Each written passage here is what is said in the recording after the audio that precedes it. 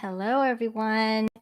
It's another beautiful day to connect with another human being. And today I'm here to connect with you and talk to you today about how to recession proof yourself. And guess what? This has nothing to do with job hunting at all. Now, I know for many people right now at this time in the US, it's been a tough year. It's been a tough year. Thousands of people have been laid off, especially in the tech industry. Inflation is through the roof. I was just at the grocery store the other day and a dozen eggs were, I think, almost $6. It's wild. And there's all this talk about how the US is entering a recession or maybe we're already in one. And but the truth is there's another recession going on. And there's another recession going on for many adults, and it's called the friendship recession. There are numerous studies that consistently demonstrate that American adults spend less and less time with their friends as they get older. And a study found recently that it's 12 to 49% of American adults, depending on where in the country you live, 12 to 49% of American adults say they feel lonely, as in they lack significant, deep, interpersonal relationships. Now, here's the catcher that you probably weren't expecting. Did you know that if you tackle the friendship recession, it can help you recession proof yourself in economic recession? Hmm? It can. And today we're going to talk about this, and I'm going to give you 3 tips, 3 ways that you can recession proof yourself. So if you're new here, if you're new to the podcast, new to the live stream, hi, I'm Nicole Jean. I'm a people skills coach, and I help you converse with ease and get more friends as an adult. And I'm sorry if I'm a little nasally today. I'm a little under the weather. I've been getting over this cold. So I constantly have this postnasal drip down to my throat. So I may be swallowing a lot or speaking very slowly because it's hard to breathe through my nose. But what we're talking about today is how to recession proof yourself. Did you know that the number of adults who say they have no friends or not have very little friends, they wish they had more friends, that trend is rising every single year.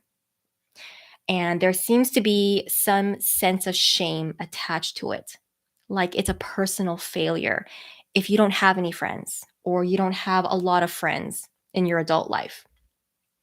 And that's not true. I'm here to tell you it's not true. It's a sign of growth. It's a sign of personal growth. Maybe you've outgrown your childhood friends. Maybe you moved for school, for college, for a job. Maybe you have a family and you moved. That just means your values and your priorities are shifting. That means you're being an adult. You're adulting. Congratulations. But what's important to know also is that it is possible to make friends at any aspect of your life. Throughout your entire life journey, throughout the timeline of your life, you can make friends at any aspect. There are opportunities all around you every day. Now, I know some people may disagree with me. I get a lot of people who tell me, Nicole, I like being alone. And that's okay. That's totally fine. I totally get that. I want to be alone sometimes too. I'm a nurse practitioner by day, so I treat and I talk to dozens of patients back to back, nonstop, all day during my whole shift. And when I get home from work, I am tired of talking. I just want to come home to peace and silence and not talk to anyone for several hours. Or, I'm a mom. I've got a toddler. I've got a 2.5-year-old. And for those of you who are parents, you probably know how stressful and exhausting it is. And some days I just need a break. And luckily, I live near my in-laws, so I can drop off my son at grandparents' house and I can have a breather. I can have a break for a little bit. But what I'm trying to show you is that being alone and feeling lonely are two completely separate things. Completely separate. Did you know that having strong social relationships is important to your health? Just like getting enough sleep, eating healthy, drinking lots of water, exercising regularly, etc. If you want specifics, I have it here. Research shows that social isolation can weaken the immune system and can make someone more likely to suffer from certain illnesses such as Alzheimer's disease, high blood pressure, inflammation, heart disease, diabetes, or even cancer. But when you interact with your friends, your brain is wonderfully flooded with all these neurochemicals such as dopamine and endorphins. In fact, the Harvard study on adult happiness, the longest study ever conducted on adult happiness, this started in the 1930s. So, their study tracked people from the 1930s, and what they found consistently across the board is that adults are healthier and they live longer because they have deep, meaningful relationships with their loved ones. Why? Because humans are social creatures. Because humans need community and a sense of support, a sense of belonging.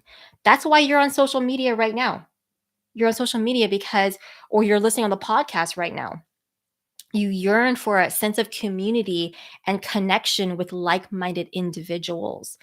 And you'd be amazed at what you can do with that. This sounds really, really cheesy, but you'd be amazed at what you can do with love. You'd be amazed at how powerful this force is. Right, right now when we're in an economic recession, when you get laid off, your sense of identity is injured.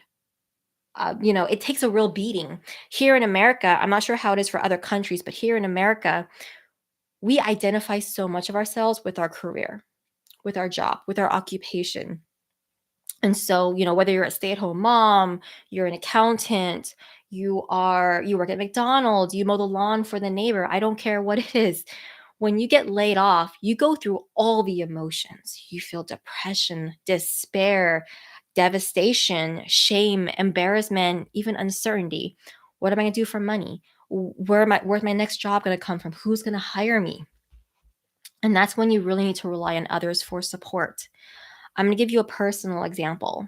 So back in 2000, like late 2000s, I was laid off 3 times from my jobs. I was laid off 3 times consecutively. And I was incredibly depressed. I had just graduated from undergrad and, it was economy was bad. This was like around the housing bubble, mid to late 2000s.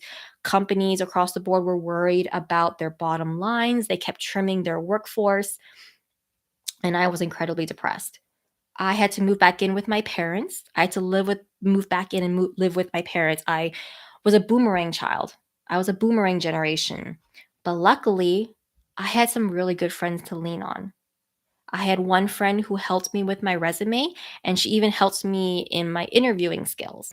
And then I had another friend who I talked to, and we talked about other possible career paths for me. In fact, I remember this time period so viscerally because I had this really deep, meaningful conversation with a friend about during that time about me possibly trying out nursing, which turned out that led me to becoming a nurse practitioner, which I've been for several years, and I love my career right now.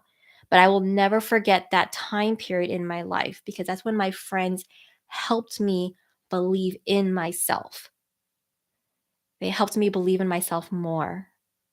And that's what I'm trying to show you is that you need to rely on others to help put that belief back in you during times of recession, during times of economic turmoil. Because during a recession, you lose faith in yourself. You lose your ability to weather this. All the stress, it accumulates. But as people, we are stronger together than alone. No person is an island because the love from your deep relationships and your friendships, that is your fuel. That is the fuel that will help drive you, that will help drive you when you are down in the dumps, feeling despair and alone. Because what becomes of you if you don't have the right fuel, the right motivation to drive you? You run out of energy, you you're shy of your potential, and you may even give up trying, whether it's getting a new job, trying to weather stress, economic turmoil, all these things. When you are at your lowest, that is when you need your friends who care, friends who will listen, make sure you feel heard, friends who will help you pick yourself back up when things are rough. So, as an adult, it is your responsibility to learn how to connect with others and create a social network and create connections with other people that will help you get through the ups and downs in life. Welcome to adulting. You're going to have to learn how to talk to people. You're going to have to learn how to make friends in every season of your life. There's this myth that making friends is organic, that it's easy, it just happens natural. And the truth is, it's not. And it's this exact false belief that makes people always feel lonely. Relationships are the most priceless asset you will ever have in your life. So I want to give you 3 ways that you can recession proof your life. You can recession proof yourself when the economy takes a turn for the worse, that you are bulletproof, no matter whether inflation rises, you lose your job or get laid off. It's through maintaining your deep friendships with loved ones that keeps your mindset strong, healthy, and confident that you will be able to talk to a friend, refuel your confidence tank, and have that drive to pick yourself back up. So let's get into this. So, number one way you can recession proof yourself is that small interactions help create micro connections. Let me say that again. Small interactions can help create micro connections. So it could be something simple like you're at the cafe. You talk to the barista while ordering your coffee. You ask them, how's their day going? What coffee do they recommend? How long have they been working here? What do they love about their job? Whatever. Those micro connections you could create, you have, those make you feel part of the community. And, challenge yourself to talk to someone new and see where it goes. Every conversation you have, it's not necessarily going to lead to you getting their phone number and you two becoming BFFs overnight. More likely it won't. But sometimes building new friendships takes time. And as I always say, a conversation is an investment in a relationship. So go invest. Now, if you feel nervous talking to other people, if it feels overwhelming, if you worry that you're going to go mentally blank in small talk, then if you want to know how to captivate others in conversations, if you want to even normalize feeling comfortable talking to strangers, talking to other people, then I invite you to apply to my one-on-one coaching service. If you're enjoying this live stream or this podcast, then you will love working with me at this high touch, intimate level. My coaching service will give you an arsenal of things to say in conversations. We're talking the mechanics, the techniques, the scripts, the word for word, the verbatims. What that means for you is that you will be able to easily strike up conversations with other people. But the real value is that you will be able to connect with other people and build meaningful relationships. And getting more friends is what you want, right? So, if you're interested in finding out if coaching is right for you, then I invite you to send me a DM on Instagram. My Instagram handle is at it's Nicole Jean. I'm gonna have the link down in the show notes or the description box below. And just send me a DM and I can let you know, I can ask you more questions and see if it's even a good fit for you. Because, obviously I don't want to waste your time if it's not a good fit for you. All right. All right, let's get back to today's live stream or today's podcast. So we're on number 2. Number 2 way to recession proof yourself is to try a new activity. Try a new activity that maybe you've always wanted to do. I know this sounds kind of scary, especially if you feel socially awkward, but hear me out. Any recession is painful, but I believe that a painful ending is a beautiful beginning to a new chapter in your life. And so embrace those scary moments in your life because it's just life trying to push you in a new direction, in a new trajectory. Go out, try a new activity. Think of a favorite hobby you have or something that you've always wanted to do. You always want to go, I don't know, salsa dancing? Go try it. Go take a salsa dancing class. And this opportunity will expose you to a whole new crowd of people that you would never have been exposed to in your normal everyday life. and it will open up so many opportunities for connections. All right, number three. Number three way to recession proof yourself is to deepen an existing relationship. Deepen an existing relationship. You already have met so many people in your life from your childhood, from school, from college, from, all areas of your life. Leverage that. Use that to your benefit. Reach out to someone you haven't spoken to in a while and reconnect. The truth is, people change. Maybe the friend that you haven't talked to in the last 5 years, they've gone through things. They've gone through experiences, life, and they've changed just like you have. So be excited to reconnect with someone, to talk to someone, to learn what is new with them, how they've grown. Again, you're opening yourself up to so much more opportunity for connection or even reconnection. And it might feel really uncomfortable, but try to change your perspective. Be excited at the thought of connecting with another human. Think to yourself, I get to work on my people skills. I get to gain more wisdom by learning about other people and what they've been through. I get to expand my social circle. And through that, I get to have a more healthier life and a more sustainable drive to push myself through a recession or any other difficult, challenging time in my life. In being intentional about your relationships today, you are curating your future life. So if you envision a world where for yourself where you are thriving with connections all around you, you have friends and people who love you and you love back, you need to start building that life today. And if I've convinced you on the importance of having deep friendships in your life and you want to start creating meaningful relationships now, but you don't know how, then I highly invite you to watch my last live stream or listen to the last podcast episode. I think it was one before this. It's called 3 Ways to Be a Good Friend and to Build Meaningful Relationships in 2023. It's full of light bulb moments, so you'll want to grab a paper and pencil because you'll want to take notes. In the meantime, thank you so much for watching or listening to today's episode. I hope it was helpful, and I hope it helps you inspire you to invest in your friendships and start building the life you want. Thank you so much for being here. I appreciate you. I appreciate the conversation as always, and I am always rooting for you. Whew. All right, I'm going to stop the recording. How are you all doing? Oh my goodness. I always get nervous recording the podcast. I don't know why.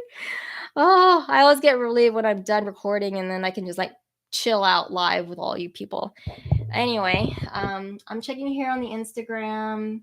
Oh, Malcolm and Alfred showed up. I missed you. I think they left already. All right, well, let's check the YouTube. I don't see any questions.